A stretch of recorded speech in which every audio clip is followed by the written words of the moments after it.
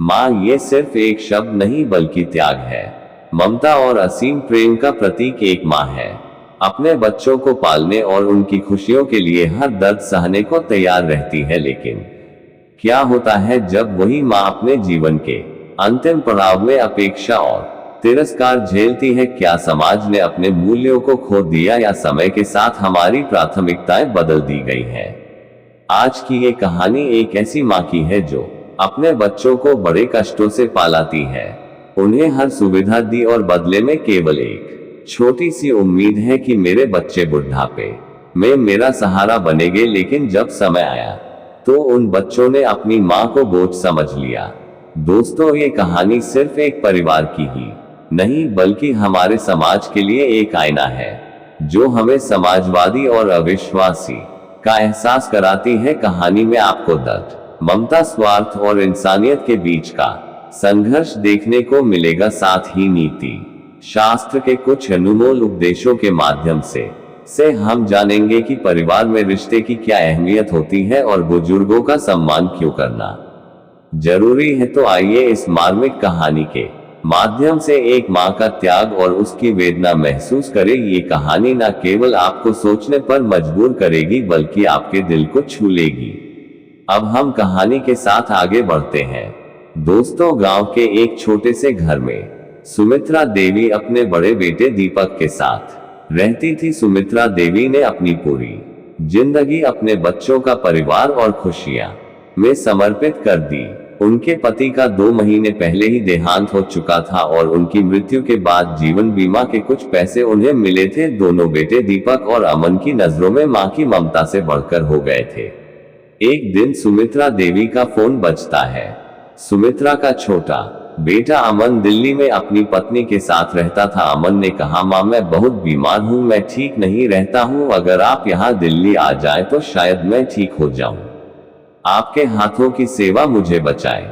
सुमित्रा देवी ने चिंता भरी आवाज में कहा, बेटा डॉक्टर से ठीक से अपना इलाज करवा लो, भगवान सब ठीक करेंगे। अमन ने तपाक से जवाब दिया, माँ यहाँ के डॉक्टरों ने अब जवाब दे दिया है, लेकिन अगर यह आकर सेवा करेगी तो मैं ठीक हो सकता हूँ।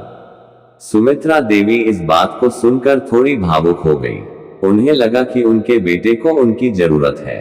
उन्होंने तुरंत दीपक से यानी कि अपने बड़े बेटे से बात करने का मन बना लिया। सुमित्रा देवी ने दीपक से कहा, बेटा अमन की तबीयत बहुत खराब है, मैं उसके पास दिल्ली जाना चाहती हूँ, तुम मेरे लिए टिकट करवा दो। तब दीपक ने चिल्लाते हुए कहा, क्यों माँ, अब उसे आपकी जरूरत पड़ गई, उसकी नजर आपके बीमा के पैसों पर है, आप समझती क्यों नहीं? सुमित्रा देवी ने उसे समझाने की कोशिश की, बेटा वह बीमार है, एक माँ के लिए बेटे की तकलीफ से बड़ी कोई चीज नहीं होती। तब दीपक गुस्से में कहता है, ठीक है माँ, लेकिन टिकट में तभी करवाऊंगा जब तुम आधे पैसे बीमे के मुझे देकर जाओगी, वरना आप कहीं नहीं जाओगी। मित्रों कहते हैं कि लोभ और स्वार्थ रिश्तों को खत्म कर देता है। जो व्यक्ति अपने माता पिता का सम्मान नहीं करता वह जीवन में कभी सच्ची सफलता प्राप्त नहीं कर सकता। माता पिता हमारे सबसे बड़े शुभ चिंतक होते हैं और उनका तिरस्कार करना सबसे बड़ा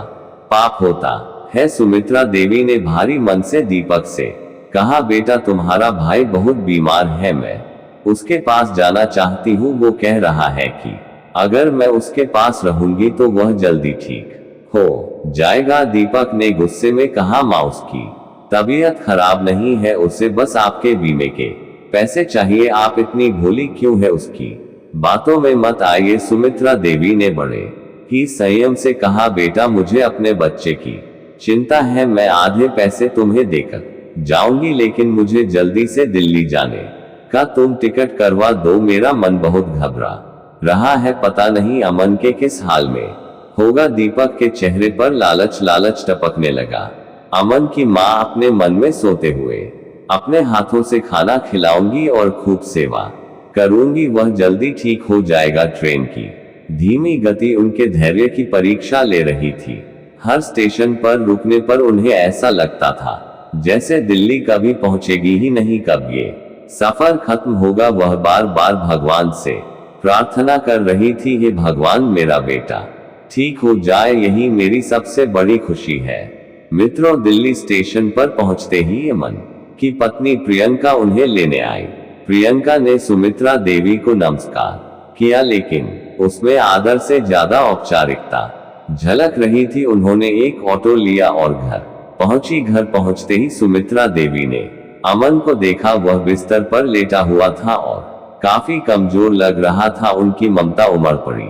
उन्होंने प्यार से उसके सर पर हाथ फेरा और कहा, बेटा अब मैं आ गई हूं, मैं तेरी खूब सेवा करूंगी, तू देख बहुत जल्दी ठीक हो जाएगा। अभी उन्होंने इतना कहा ही था कि अमन की बहू प्रियंका ने ताने मारने शुरू कर दिए। उसने कहा, माँ जी इनको सेवा की नहीं दवा की जरूरत है। अगर सेवा से ठीक होना होता तो मैं 3 महीने से इनकी सेवा कर रही हूँ। सुमित्रा देवी को ये सुनकर थोड़ा अजीब लगा। उन्होंने कहा, तो दवा क्यों नहीं देती?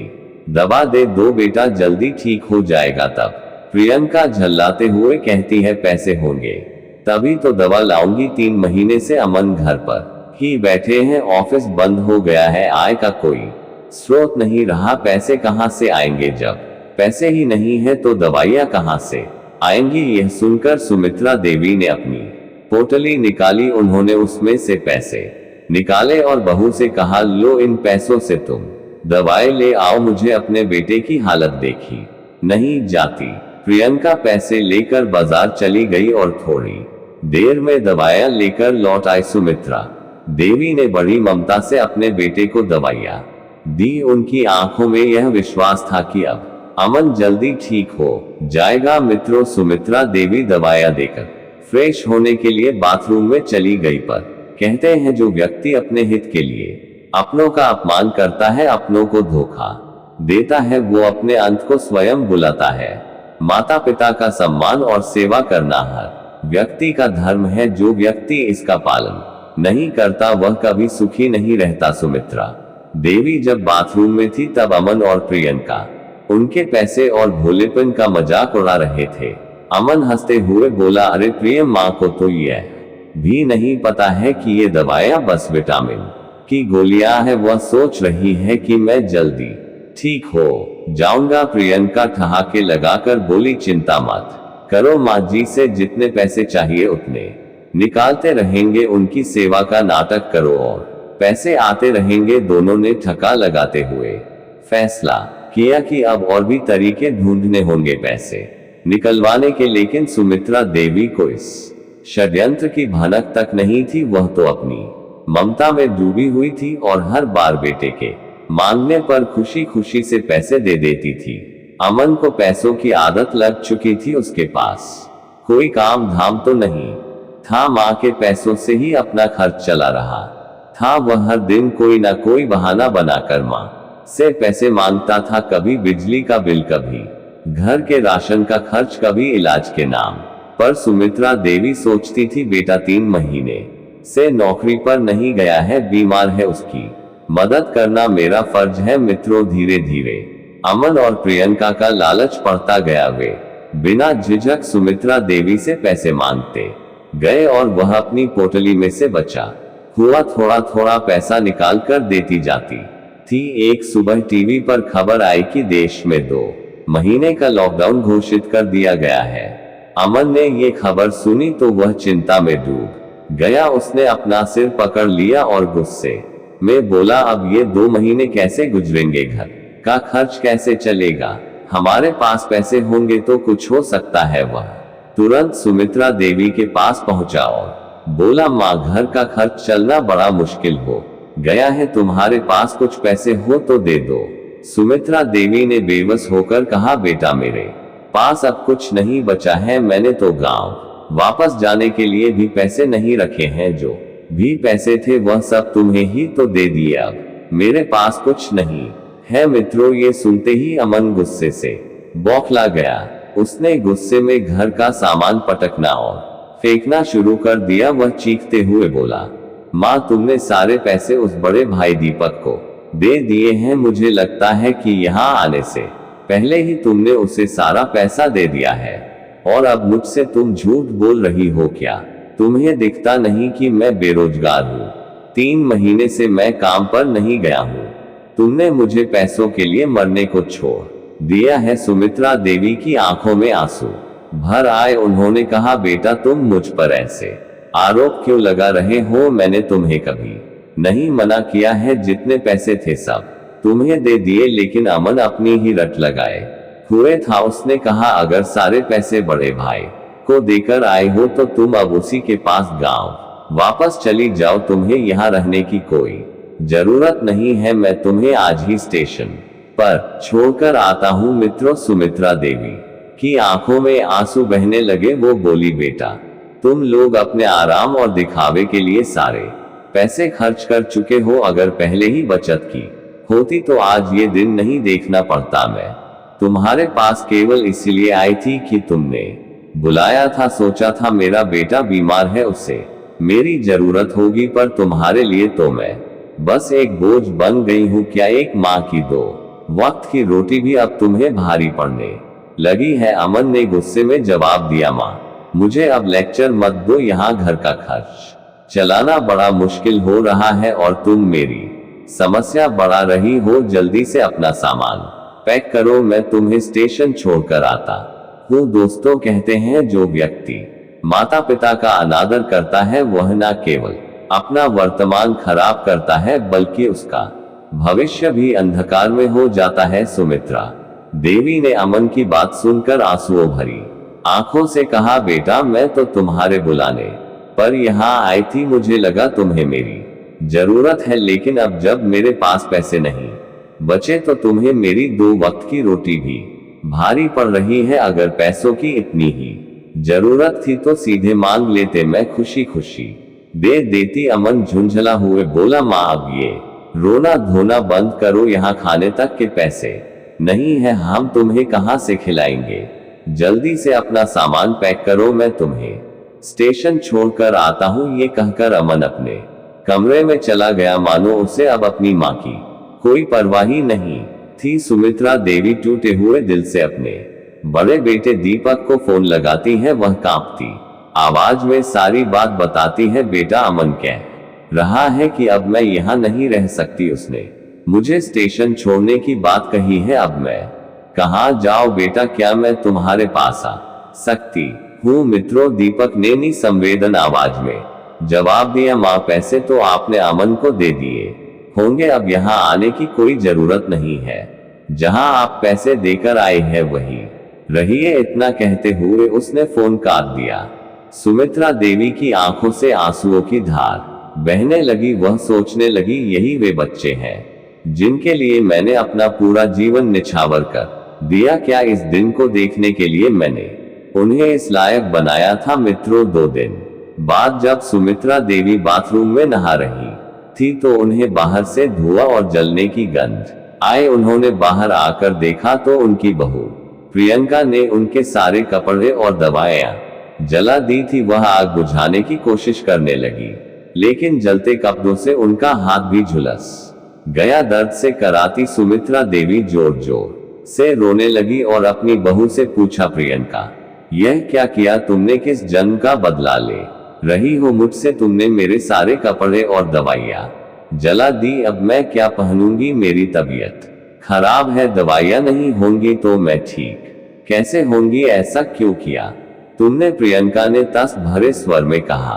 आप घर छोड़ने को तैयार ही नहीं थी, इसलिए गुस्से में मैंने ये सब जला दिया। जब जाना है तो जल्दी जाओ, यहाँ रहकर क्यों खर्च बढ़ा रही हो? सुमित्रा देवी रोते हुए बोली, प्रियंका अब तुम सोचो मैं कहाँ जाऊँ? बड़े बेटे ने भी मुझे घर आने से मना कर दिया है, ऐसे में मैं कहाँ जाऊंगी? क्या करूंगी? क्या खाऊंगी? प्रियंका ने कठोरता से कहा, यह आपकी समस्या है, मेरी नहीं। हम आपको यहाँ और नहीं रख सकते, अब जाइए यहाँ से। जहाँ जाना है वहां जाकर रहो। प्रियंका ने गुस्से में सुमित्रा देवी को उनके जले हुए कपड़े पहनने पर मजबूर किया और घर से बाहर निकाल दिया। सुमित्रा देवी ठंड में वहीं रात भर गेट के बाहर खड़ी रही। उन्हें तेज बुखार हो गया, लेकिन किसी ने उनकी सुध नहीं ली। सुबह उनके बेटे अमन की आवाज ने उनकी नींद तोड़ी। वह जमीन पर लेटी हुई थी। अमन ने बाहर आकर देखा और बिना सहानुभूति के कहा, माँ मैंने आपके लिए टैक्सी बुलाई है, जाए और जहां मन हो वहां रहिए रेलवे स्टेशन पर भीख मांग कर, खा लेना हमारे पास तुम्हें खिलाने के लिए अब और पैसे नहीं है। सुमित्रा देवी अपनी कमजोर आंखों से बेटे को देखती रही, उनके आंसुओं में दर्द और निराशा का सागर बह रहा था। उन्होंने कुछ नहीं कहा। टैक्सी आए और अमन ने उन्हें स्टेशन छोड़ दिया। स्टेशन पर पहुंचने पर सुमित्रा देवी को पता चला कि लॉकडाउन के कारण सभी ट्रेनें रद्द हो चुकी है। अब उनके पास कोई रास्ता नहीं बचा था। वह स्टेशन के एक कोने में बैठ गई और सोचने लगी, क्या भगवान ने मुझे यही दिन दिखाने के लिए जीवित रखा है? क्यों नहीं उन्होंने मुझे पहले ही अपने पास बुला लिया? उन्हें भूख लगने लगी थी। आसपास कुछ समाज सेवी संगठन खाना बांट रहे थे। उन्होंने सुमित्रा देवी को भी भोजन दिया। भूख और दर्द से पीड़ित सुमित्रा देवी ने जल्दी जल्दी खाना खत्म किया। फिर उन्होंने दूसरी बार भोजन मांगा, जो उन्हें रात के लिए दे दिया गया। कहते हैं दोस्तों, जो माता पिता को कष्ट देता है, अपने ही हाथों से अपने भविष्य को अंधकार में डालता है। माता पिता जीवन में भगवान के समान होते हैं। उनका अपमान करना स्वयं अपने जीवन को बर्बाद करने के समान है। सुमित्रा देवी रेलवे स्टेशन के एक कोने में अकेली बैठी थी। उनकी आंखों में आंसू और चेहरे पर गहरी उदासी थी। वह सोच रही थी, क्या यही दिन देखने के लिए मैंने अपने बच्चों को पाला था? क्या इस दुनिया में अब मेरे लिए कोई जगह नहीं बची? तभी स्टेशन पर कुछ न्यूज रिपोर्टर आए। वे लॉकडाउन के दौरान लोगों के हालात पर रिपोर्टिंग कर रहे थी। उनकी नजर सुमित्रा देवी पर पड़ी। रिपोर्टर का दिल द्रवित हो उठा। वह उनके पास गया और पूछा, मां जी, इस उम्र में आप यहाँ अकेली क्यों बैठी हो? आपके घर में कौन कौन है? सुमित्रा देवी ने थकी हुई आवाज में कहा, बेटा, मैं भी यही सोच रही हूँ कि मेरा घर कौन सा है। वैसे तो मेरे 2 बेटे हैं। एक ने पैसे लेकर मुझे यहाँ भेज दिया और दूसरे ने मुझे घर में घुसने से मना कर दिया। अब मुझे नहीं पता मैं कहाँ जाऊं। सुमित्रा देवी की बातें सुनकर रिपोर्टर की आंखों में आंसू आ गए। उसने कहा, मां जी, आप चिंता मत कीजिए, मैं आपको पास के ही एक वृद्ध आश्रम में ले चलता हूँ। वहां आपको खाना और रहने की जगह मिल जाएगी। जब तक आपके बेटों को उनके कर्मों का एहसास नहीं होता, तब तक आप वहां आराम से रह सकती है। सुमित्रा देवी ने शांत स्वर में कहा, बेटा, मैं अपने बच्चों को सजा नहीं दिलवाना चाहती। उनके कर्मों की सजा भगवान खुद उन्हें देगा, लेकिन मैं अब उनके घर उस नरक में वापस नहीं जाऊंगी। मैं इसी वृद्धा आश्रम में रह लूंगी। मित्रों, रिपोर्टर ने उन्हें सांत्वना दी और वृद्धा आश्रम में छोड़कर आ गया।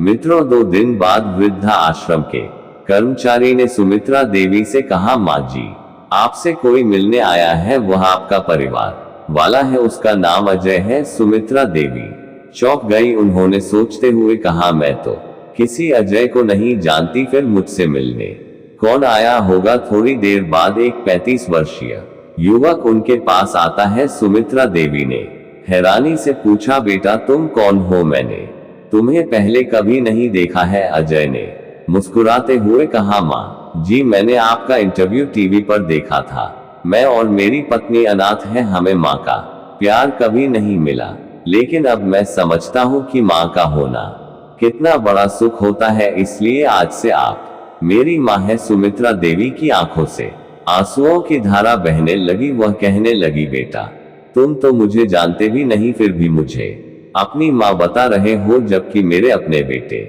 मुझे घर से निकाल चुके हैं। अजय ने कहा, मां जी, आप तो भगवान का रूप है। मेरे परिवार को आपकी जरूरत है। मेरे बच्चों को दादी का प्यार मिलेगा और हमें आपके आशीर्वाद का सहारा। चलिए, अब आप हमारे साथ चलिए। अजय ने पीछे मुड़कर इशारा किया। उसकी पत्नी और बच्चे दरवाजे पर खड़े मुस्कुरा रहे थे।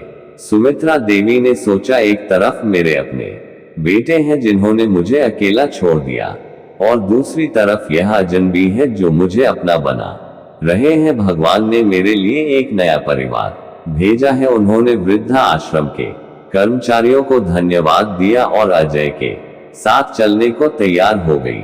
वह अपने नए परिवार के साथ एक नई शुरुआत के लिए निकल पड़ी थी। सुमित्रा देवी ने अजय के घर पहुंचने के बाद अपना पिछला दर्द भुलाने की कोशिश की। अजय और उसकी पत्नी ने उनका खूब ख्याल रखा। उनके बच्चे उन्हें दादी कहकर बुलाते थी। सुमित्रा देवी को महसूस हुआ कि भगवान ने उनके लिए बेहतर रास्ता चुना है। कहते हैं जो व्यक्ति अपने माता पिता का अनादर करता है वह जीवन में कभी सुखी नहीं रहता। इस तरह सुमित्रा देवी ने अपने नए परिवार के साथ खुशी खुशी जीवन बिताना शुरू कर दिया। उनके पुराने बेटे यह नहीं समझ सके कि उन्होंने अपनी मां को खोकर क्या गवा दिया है। दोस्तों, जिनके पास माता पिता है उन्हें उनकी कदर करनी चाहिए। जिनके पास मां नहीं होती है वे मां के प्यार के लिए तरसते हैं, और जिनके पास मां होती है वे कभी कभी उसका महत्व नहीं समझते। मित्रों, ये कहानी केवल एक मां की नहीं, ये हर उस माता पिता की कहानी है जिन्होंने अपने बच्चों को पालने पोसने और बड़ा करने में अपनी पूरी जिंदगी लगा दी है, लेकिन बदले में उपेक्षा, तिरस्कार और अकेलापन झेलना पड़ा है। इस कहानी में ऐसी बहुत सी बातें हैं जिन्हें हमें अपने जीवन में अपनानी चाहिए। पहली बात, माता पिता हमारी सबसे बड़ी पूंजी है। माता पिता ने हमें जीवन दिया है। उन्होंने अपने सुख आराम को त्याग कर हमारी जरूरत को पूरा किया है, हमें काबिल बनाया। इस त्याग का ऋण कभी नहीं चुकाया जा सकता। जब माता पिता बुरे हो जाए तो संतान को उनका सहारा बनना चाहिए। उन्हें बोझ ना समझे बल्कि उनके अनुभवों और आशीर्वाद को जीवन का मार्गदर्शन माने। नंबर 2, लालच रिश्तों को खत्म कर देता है। सुमित्रा देवी के दोनों बेटों का प्रेम उनके प्रति केवल दिखावा था, सिर्फ पैसों के लिए था। ये लालच न केवल उनके रिश्ते को खत्म कर गया बल्कि उनके चरित्र को भी उजागर कर देता है। कहते हैं रिश्तों में स्वार्थ को जगह ना दे, पैसों का महत्व इंसानियत से ऊपर ना रखे। माता पिता से मिलने वाले प्यार और आशीर्वाद को धन दौलत से नहीं तोला जा सकता। नंबर 3, सच्चा परिवार वह है जो मुश्किल समय में साथ दे। मित्रों, इस कहानी में अजय और उसकी पत्नी ने ये साबित किया कि परिवार खून के रिश्तों से नहीं बल्कि प्यार, सम्मान और देखभाल से बनता है। जो आपकी इज्जत करता है वही आपका असली परिवार है। अपनों को समझने और सहारा देने की कोशिश करें। जरूरतमंदों की मदद करके आप उनके जीवन में खुशी ला सकते हैं। नंबर 4, कर्म का फल अवश्य मिलता है। इस कहानी में स्वार्थी बेटों ने अपनी मां को त्याग दिया, लेकिन उनकी मां को एक बेहतर जीवन मिल गया। वही बेटों को उनके कर्मों का फल आने वाले समय में जरूर मिलेगा। जैसा व्यवहार हम अपने माता पिता और अपनों के साथ करते हैं वैसा ही व्यवहार हमें अपने जीवन में आगे मिलता है। इसलिए अच्छे कर्म करें और अपने माता पिता की सेवा करें। नंबर 5, वृद्ध जनों का सम्मान करें। ये कहानी उन सभी लोगों के लिए भी है जो बुजुर्गों को बोझ समझते हैं। मित्रों, वह वृद्ध जनों को केवल आश्रम में छोड़ देना उनकी समस्या का हल नहीं है। उनका सम्मान और देखभाल हर बच्चे की जिम्मेदारी है। यदि आपके आसपास कोई बुजुर्ग अकेला है तो उसकी मदद जरूर करें। उन्हें प्यार और इज्जत दे। उनकी जिंदगी के अंतिम समय को खुशनुमा बनाने में योगदान दे। नंबर 6, हर मां का दिल बहुत बड़ा होता है। इस कहानी में सुमित्रा देवी ने अपने बेटों को सजा दिलाने की जगह भगवान पर भरोसा किया। एक मां के लिए अपने बच्चों को सजा दिलाने से ज्यादा कठिन कुछ नहीं होता। माता पिता की ममता को इसी बात से अंदाजा लगाया जा सकता है। इसीलिए माँ बाप की ममता की कदर करे, उनका दिल ना दुखाए, उनका त्याग कभी ना करे। माँ बाप का प्रेम अमूल्य है। नंबर 7, समाज में इंसानियत अभी भी जिंदा है। अजय का व्यवहार ये बताता है कि दुनिया में आज भी अच्छे लोग हैं जो बिना किसी स्वार्थ के दूसरों की मदद करते हैं। लेखों के लिए सहरा निर्मित है। किसी के जीवन में खुशी लाने का प्रयास आपका छोटे छोटे कदम किसी की जिंदगी बदल सकते हैं। 8वां नंबर है बच्चों को माता पिता की सेवा। आज की पीढ़ी के माता पिता के बारे में जाने कदर करना भूल जाना एक बड़ा कारण है। ये है कि उन्हें ये शिक्षा नहीं दी जाती कि बुजुर्गों का सम्मान और सेवा करना बच्चों को बचपन से सिखाना क्यों जरूरी है।